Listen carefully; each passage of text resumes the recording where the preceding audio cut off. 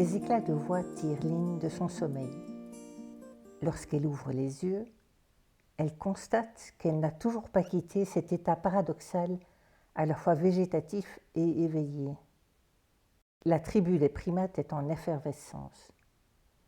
Une vive discussion oppose Mento à Ute. Le plus jeune des deux s'en prend courageusement à son supérieur. « Je ne suis plus d'accord, tout cela va trop loin. Le dernier tremblement de terre a fait beaucoup de dégâts, et pas uniquement parmi les humains. Un nombre inestimable d'animaux ont aussi péri dans cette catastrophe, sans parler des dégâts à la nature. Ce sont des pertes inévitables. Aucune victoire ne peut être engrangée sans sacrifice. Qui nous dit que nos actions n'accélèrent pas le processus de destruction de la planète, s'inquiète Mento. Ce n'est pas encore à grande échelle. On est loin de la phase globale et planétaire. Je sais ce que je fais. Tandis que Ute fulmine, Mento a l'idée de jouer la carte du défi. Il s'est remémoré le regard de son compère au chevet de la dame et provoque le mâle dominant. Peut-être as-tu simplement peur de la force de cette femme. Peut-être as-tu peur de te mesurer à elle. Ne sois pas ridicule, que veux-tu qu'elle fasse? Elle ne comprend pas la moitié de ce que nous faisons. Elle n'a pas le moindre soupçon de ce dont nous sommes capables. Moi, je pense qu'elle capte bien plus d'informations que nous ne le pensons, rétorque Mento, et qu'elle pourrait plaider notre cause auprès de ses semblables. Quelle naïveté, mon pauvre Mento, tu es lamentable. Mais je n'ai pas peur, quoi que tu en dises. Prouve-le. Quoi? Ute est estomaqué par l'impudence de son congénère, mais se surprend à apprécier l'idée de se mesurer à l'être humain. Il concède. Soit. Dans un premier temps, nous libérerons le cerveau de la femme. Nous diminuerons les doses pour lui rendre son autonomie, mais pas trop, pour garder le contrôle de son corps. Elle jouera les intermédiaires pour amener les humains à prouver leur intelligence et leur volonté de sauver la planète. Merci, dit Mento. Inutile de me remercier, ce n'est pas une faveur que je te rends, répond Ute sur un ton cinglant. J'aime jouer, j'aime gagner. Et là, mes chances de gagner ne font aucun doute. Ce n'est pas ta petite écervelée qui changera quoi que ce soit. Il est trop tard, Mento. Trop tard, dit-il en martelant les syllabes. Tu peux comprendre ça? Non, je ne crois pas qu'il soit trop tard. La nature est forte et les hommes ne sont pas foncièrement mauvais. Bien dit, pense Lynn, qui assiste crispée à la discussion. Une angoisse l'avait étreinte au moment où elle avait compris qu'il parlait d'elle, mais elle s'était aussitôt forcée à chasser la peur, consciente que seule la sérénité ou, à défaut, l'état méditatif lui permettait de rester connectée au cerveau des hominidés. C'est qu'ils vont me refiler le bourdon, ces Olibrius, pense-t-elle.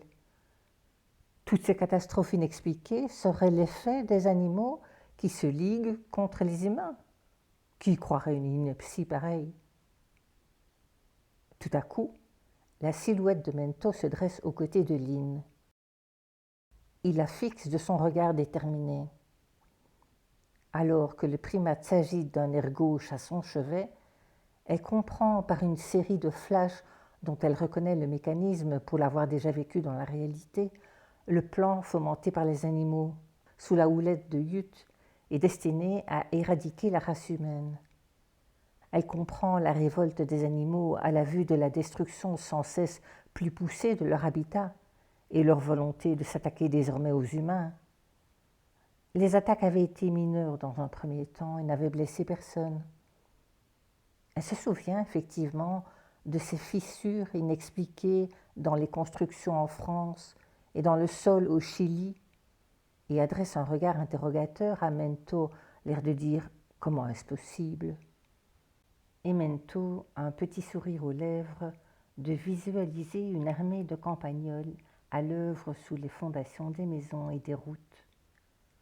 Le quadrumane explique que les humains étant obtus, Les attaques sont devenues de plus en plus meurtrières. Lynn interpelle Mento. Pourquoi me raconter tout cela? Et qu'est-ce que je fais ici?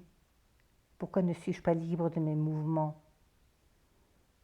Au départ, réplique Mento, les animaux agissaient individuellement ou par espèces, en s'inspirant de ce que réalisaient d'autres espèces sur d'autres continents. Une véritable surenchère. Mais Ute veut fédérer l'ensemble de la faune mondiale pour éradiquer définitivement la race humaine. Son plan est prêt. Et moi, insiste Lynn, qu'est-ce que je viens faire dans tout cela? J'aime les animaux, je les respecte. Je respecte la nature du mieux que je peux. Ute a mis au point un plan d'éradication incluant l'ensemble des animaux, mais ils ont besoin de l'intervention de l'homme. Ils enlèvent donc des êtres humains à qui ils injectent en continu une substance provoquant l'annihilation de toute volonté. Comment ça, ils injectent? L'interrompt Lynn. Tu ne vas pas me faire croire qu'un singe est capable d'administrer quoi que ce soit à un être humain.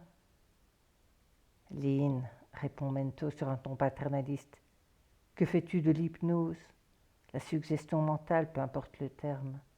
Il est tellement aisé de manipuler le cerveau des gens.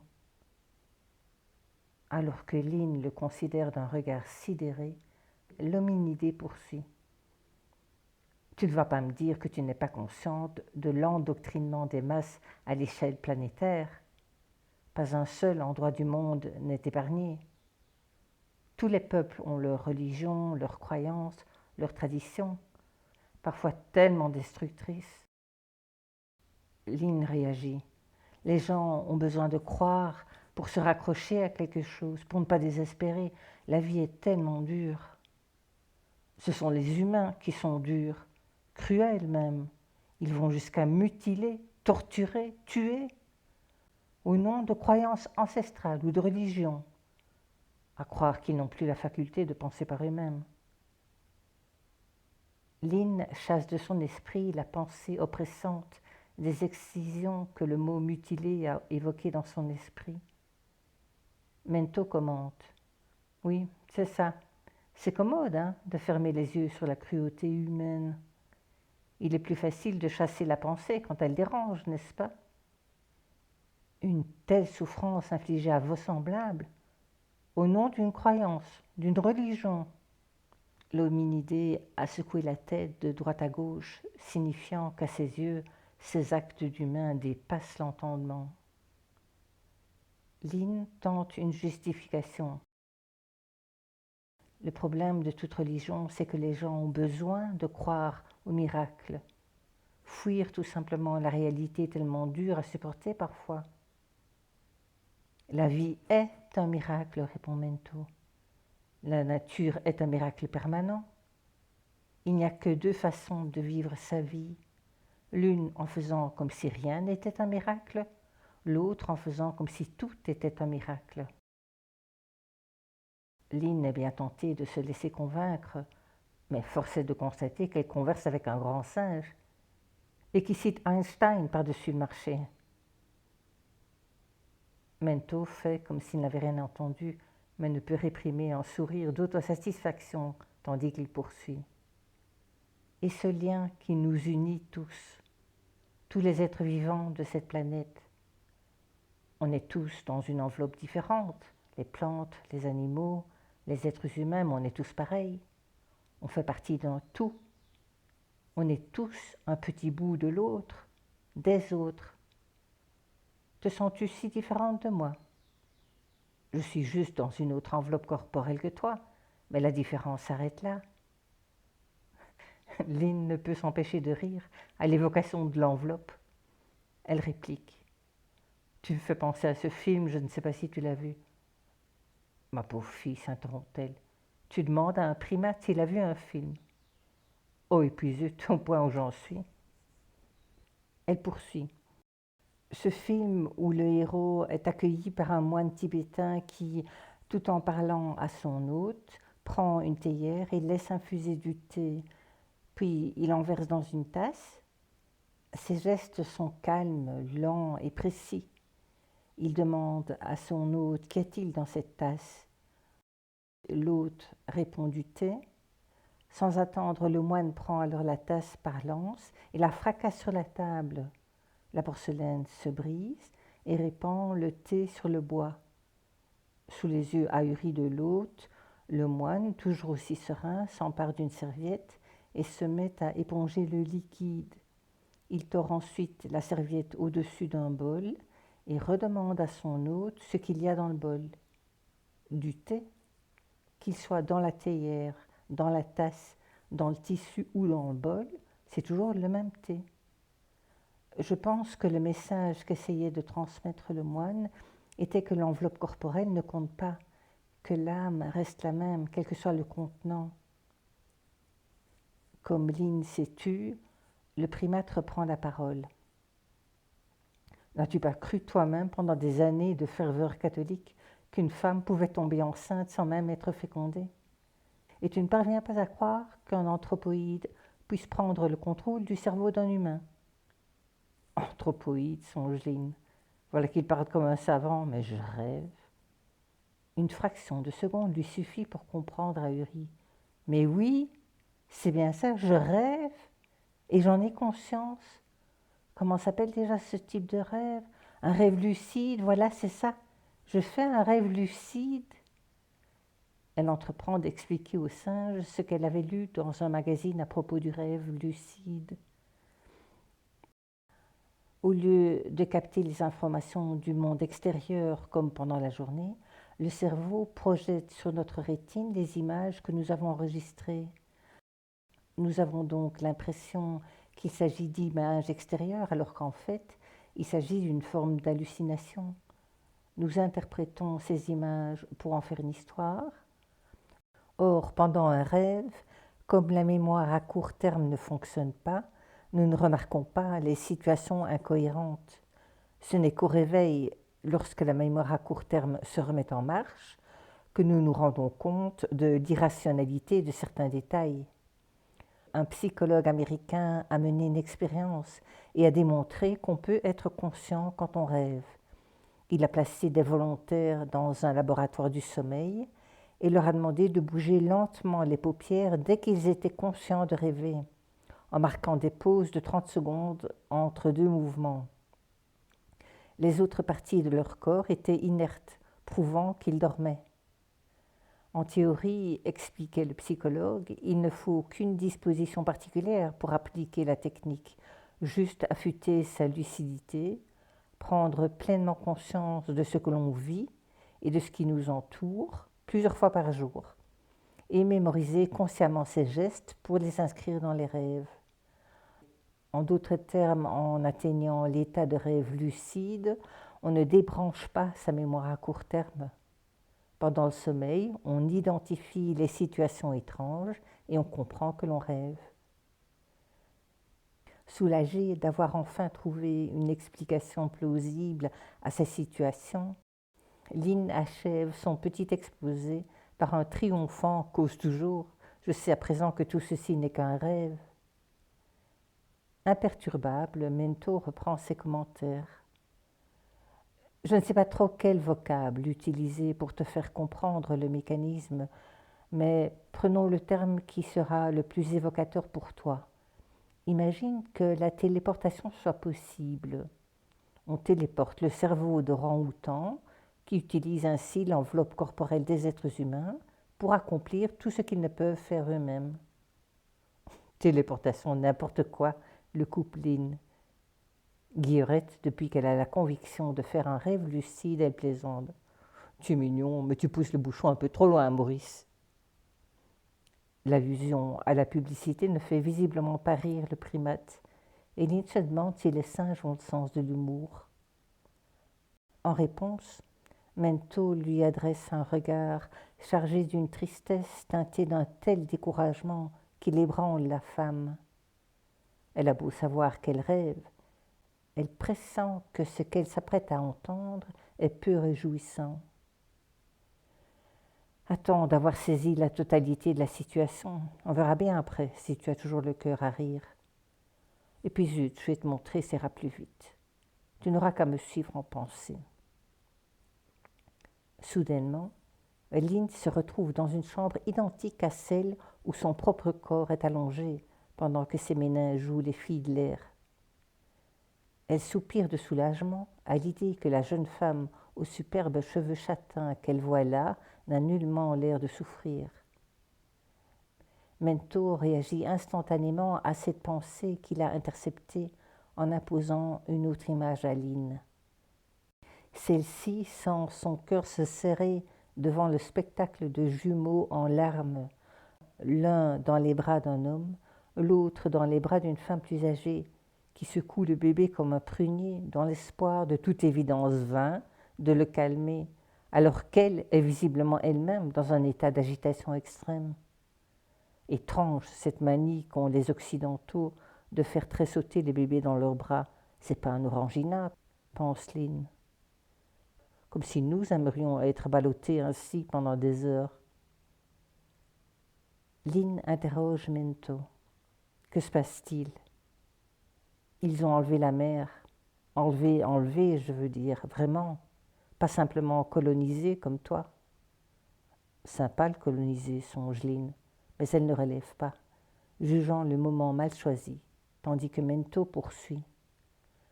Son enveloppe corporelle n'est plus auprès de ses enfants qu'elle l'était encore, un sevrage plutôt brutal. Mento est visiblement réticent à raconter à Lynn l'étendue du machiavélisme de Ute. Il s'efforce néanmoins de raconter l'expérience menée par l'orang-outan dominant. Tu as certainement déjà entendu parler de braconniers qui tuent la mère chimpanzé pour voler leurs petits. Oui. Et si l'on faisait pareil avec les humains? Tu imagines une mère en rue qui porte son enfant dans les bras et que l'on abat d'une balle en pleine poitrine? Tu le vois, le bébé chuter durement sur le sol, tu le vois? Et tu la ressens, la peur panique du petit, le transport, la cage, les odeurs nauséabondes des excréments et de l'urine au bout de quelques heures. Mento peine à contenir sa révolte. Il laisse passer quelques instants, le temps de trouver l'apaisement, et reprend son exposé d'une voix plus doctorale. Ute voulait tuer les bébés pour capturer les mères, mais pas n'importe lesquelles, uniquement celles de jumeaux, de triplés. J'ai réussi à l'en dissuader et à le convaincre de se contenter d'enlever les mères. Les mères? Donc celle-ci n'est pas la seule? Demande Lynn. Ben non, qu'est-ce que tu crois? Mais pourquoi? Et pourquoi les mères de jumeaux? Elles servent de cobaye aux expérimentations. Lynn n'est plus sûre de vouloir entendre le reste. L'orang-outan poursuit. Il prélève toutes sortes d'échantillons de je ne sais trop quoi chez les mères et analyse les processus qui déterminent la gémellité. Il cherche à les transposer aux grands singes pour intensifier la reproduction et repeupler les espèces. Mais c'est génial!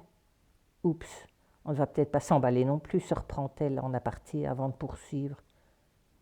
Pourquoi me raconter la vérité? C'est Kimsi qui m'a poussé à le faire. Mais pourquoi? Mento se contente de la regarder fixement, l'air de dire allons, ne pose pas de questions dont tu connais la réponse. Ah oui, elle aussi est maman de jumeaux. Elle se tait un instant, émerveillée de la compassion dont fait preuve l'orang-outan à l'égard d'êtres humains, alors même que la plupart d'entre eux s'acharnent à menacer la survie de ses propres petits, avant de reprendre. Quelque chose m'échappe. Tu m'as dit qu'ils ont enlevé la mère et ne l'ont pas simplement colonisée comme moi. Tu veux dire que mon corps ne se trouve pas dans l'autre chambre, comme je le pense, mais ailleurs? Mento, qui s'était détourné du lit, se dirige vers la porte, ignorant la question de la femme. « Viens, dit-il, Ute est à ton chevet, il veut te voir. »« Tant mieux, je vais lui dire ma façon de penser à celui-là. »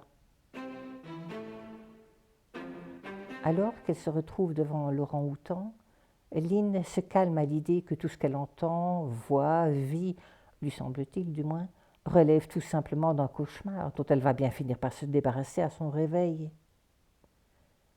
Le primate la toise en silence. Elle l'apostrophe sans ménagement. « C'est pas bientôt fini ce cirque? C'est quoi cette histoire abracadabrante de téléportation? Je sais que je rêve, donc tu peux me raconter n'importe quoi. Mais je n'ai visiblement pas la faculté de me réveiller comme je le souhaite, alors autant comprendre. » Yut l'ignore, se contentant d'observer la femme d'un regard dédaigneux. Mento prend la parole. « Ce n'est pas n'importe quoi. Tu as sûrement déjà entendu parler de physique quantique. On explose deux atomes distincts qui libèrent chacun un photon que l'on transporte par fibre optique en un troisième endroit. »« Oh, stop! Tu me donnes mal à la tête, Einstein. Si la téléportation était réellement possible, ça se saurait. On l'aurait déjà expérimenté, nous les humains. » »« Quelle prétention !» rétorque Mento imperturbable. « Laisse tomber la partie physique, dit Lynn. Admettons que je te crois. Vous enlevez des êtres humains, vous pratiquez des expériences génétiques sur eux.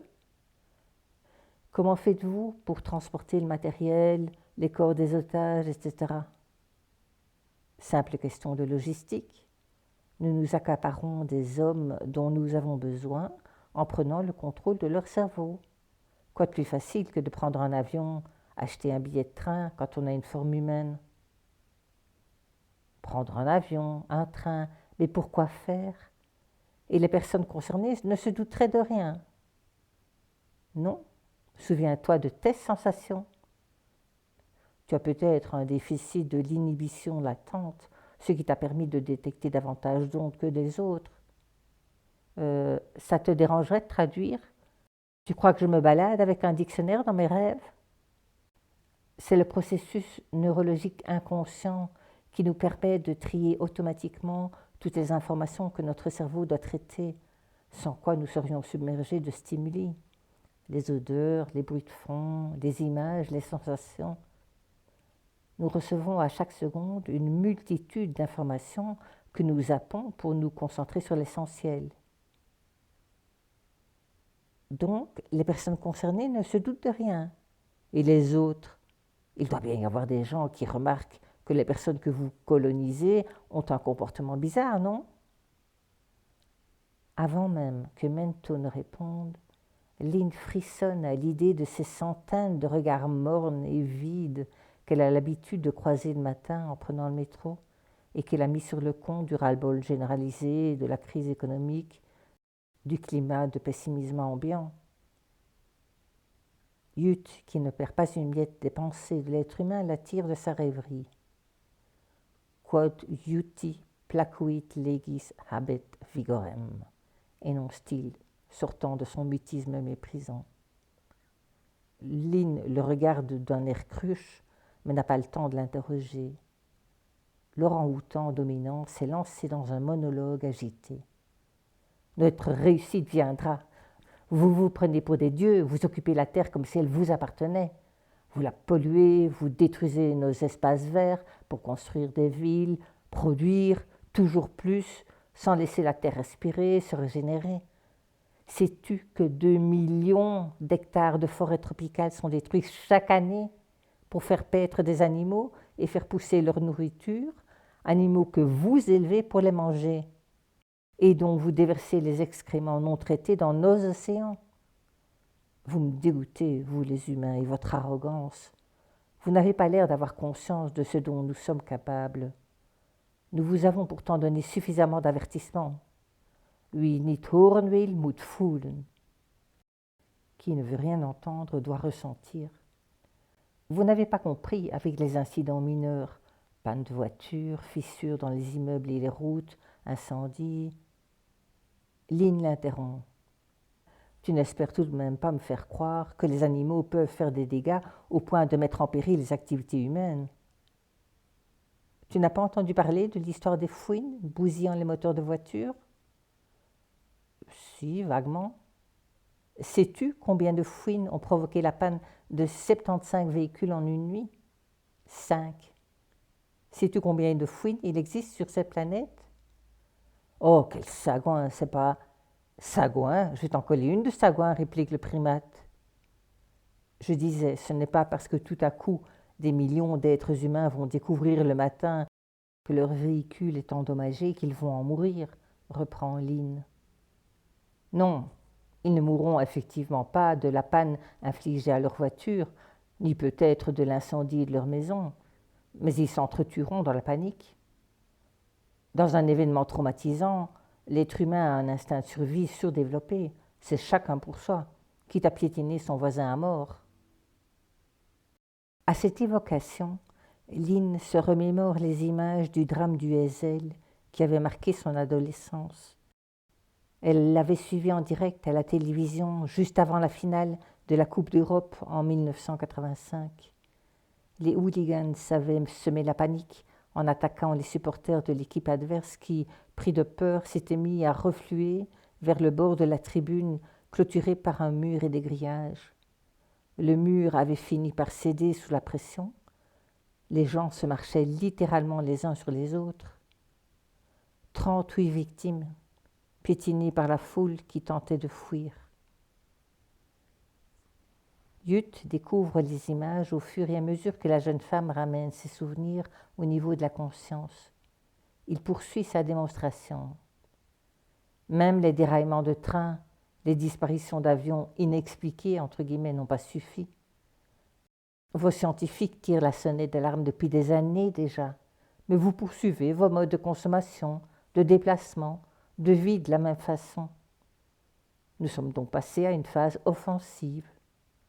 Nous avions pensé que vous comprendriez après les derniers accidents, mais ce ne fut pas le cas. Le dernier accident d'origine inconnue, comme vous dites, dans la centrale hydroélectrique en Russie, a fait des dizaines de morts et disparus. Parmi les humains, j'entends, car je suppose que tu n'en as rien à cirer d'apprendre que l'accident a aussi fait des victimes parmi les animaux, bien évidemment. Lynn n'en croit pas ses oreilles.